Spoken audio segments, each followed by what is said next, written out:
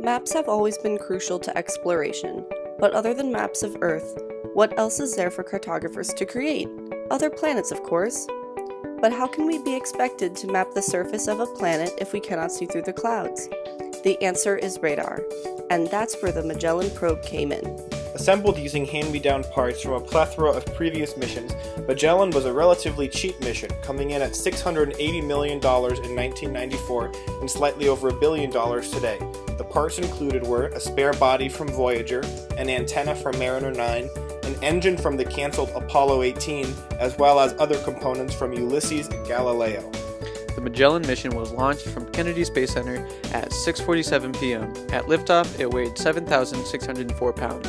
It was also the first interplanetary mission launched from a space shuttle. After arriving at Venus, it used aerobraking to insert itself into orbit. The Magellan mission is a superhero in the probe world. With the powers of a bat, this machine looks beneath the opaque atmosphere of Venus to gaze at the beauty below. Magellan doesn't see in the same way a person does.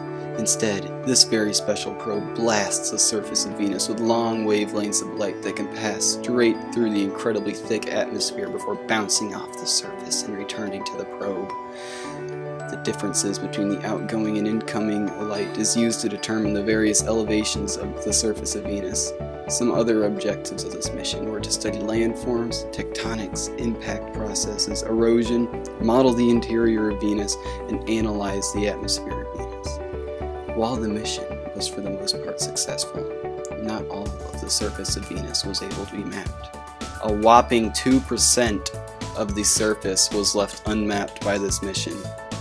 The Magellan mission was a huge success, mapping nearly 98% of Venus's surface. There is evidence of tectonic movement, turbulent surface winds, lava channels, and pancake-shaped domes.